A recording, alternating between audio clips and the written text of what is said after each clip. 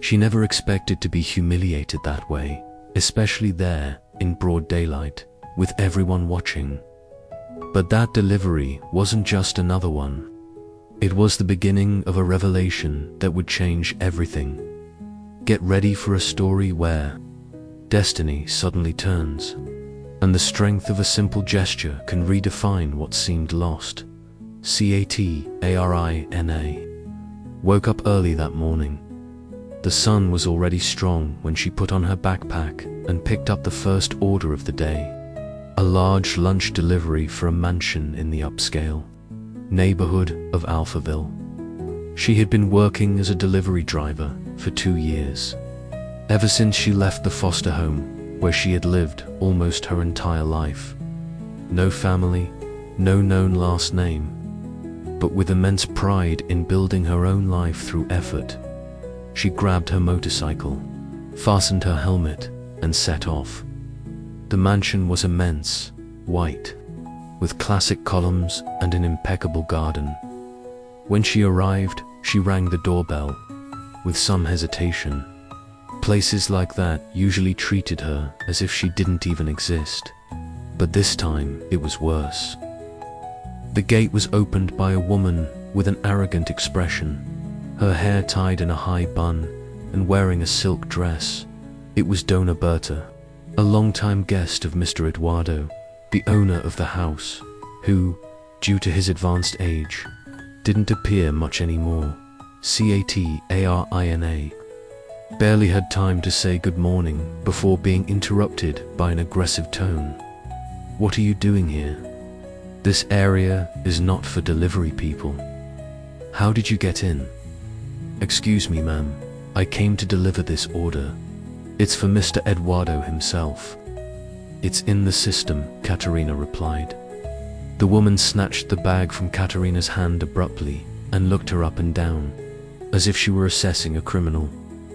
"We've had problems with delivery people here before, and you look very suspicious. You'd better leave before I call security." The humiliation hit hard. Katerina tried to explain, but was ignored. She went back to her motorcycle with a knot in her stomach and a heavy heart. At the gate, however, a man who had been observing everything from a distance approached. It was Mario, the house driver, a soft-spoken man with an attentive gaze.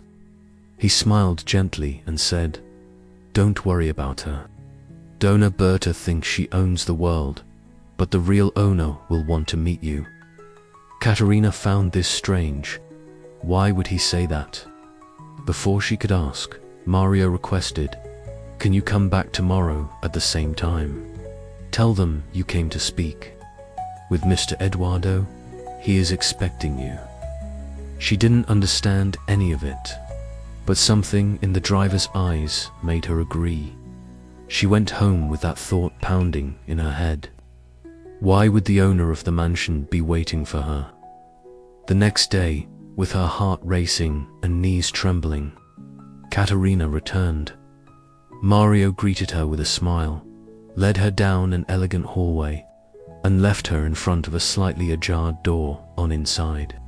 In a leather armchair sat Mr. Eduardo, frail but with lively eyes.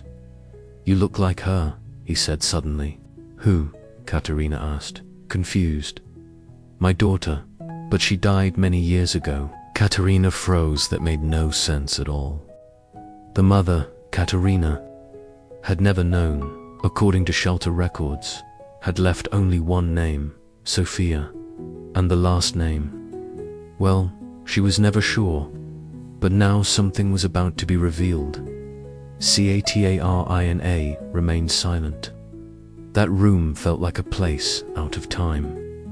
The antique clock ticked almost hypnotically, and Mr. Eduardo stared at her, as if trying to confirm an old suspicion. Her mother's name echoed for the first time from a stranger.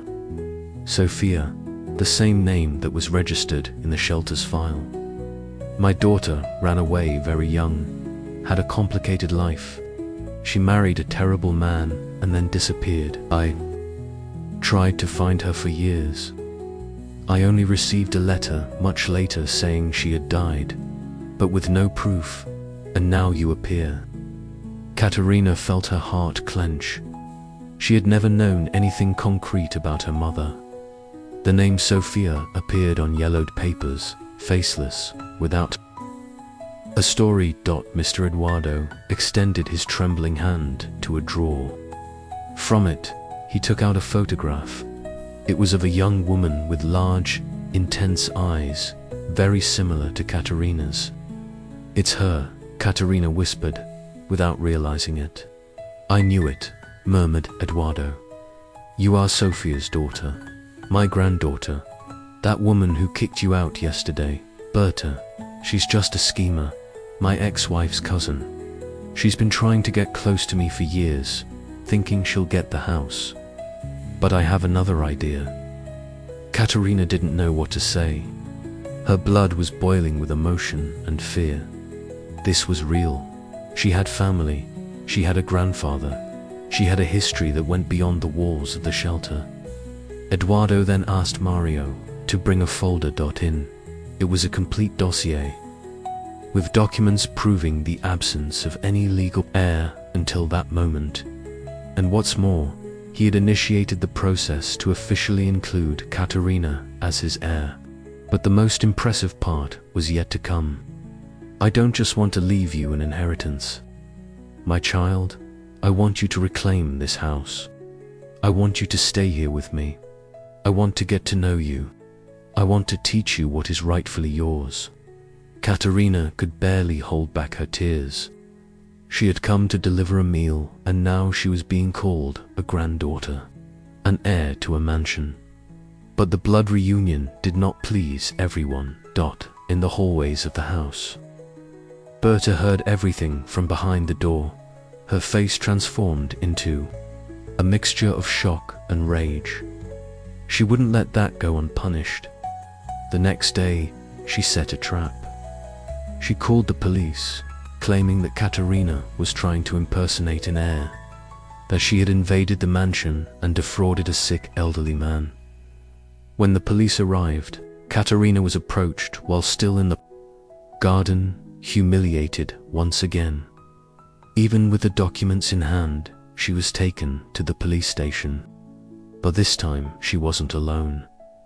Mario had already notified Eduardo's trusted lawyer, who arrived minutes later with all the official documentation. Berta's lie fell apart, and the truth came to light. The delegate apologized.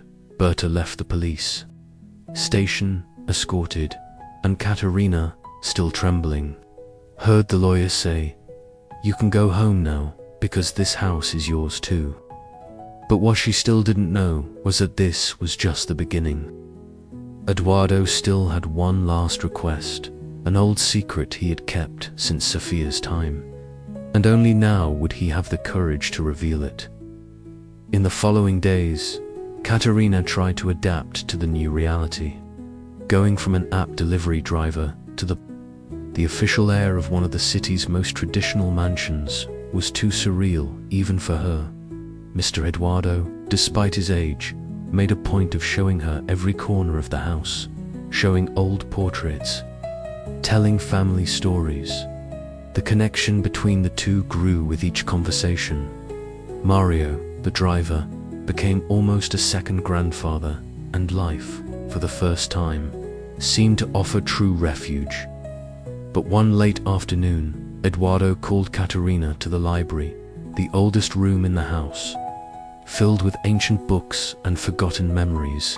In a low, almost whispered voice, he revealed what he hadn't yet had the courage to say.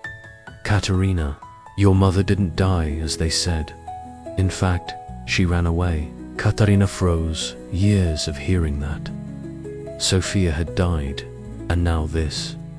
She was being threatened by her own husband, a dangerous man. "She sent me a letter asking me not to look for her, fearing that something would happen to you. She left to protect you and disappeared.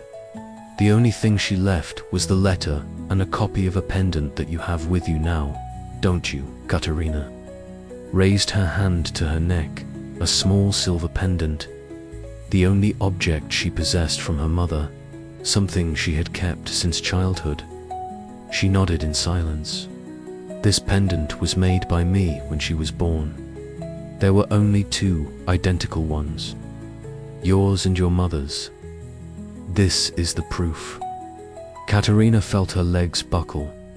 Eduardo then handed her a sealed envelope with old handwriting. It was the original letter, the same one Sofia had written more than 20 years ago. She read it aloud, tears in her eyes. Her mother had not abandoned her. She had fled to protect her. It was at that moment that Caterina understood. The pain she had carried for so long was unjust. She was not the result of neglect, but of sacrifice.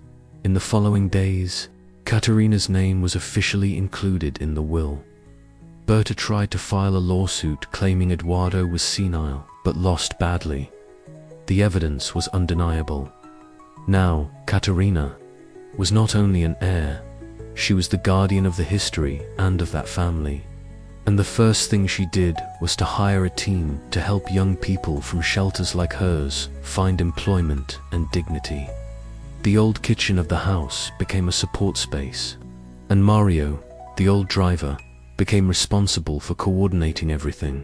And there, on that immense veranda, with the sun gently shining and the pendant gleaming on her neck, Caterina smiled.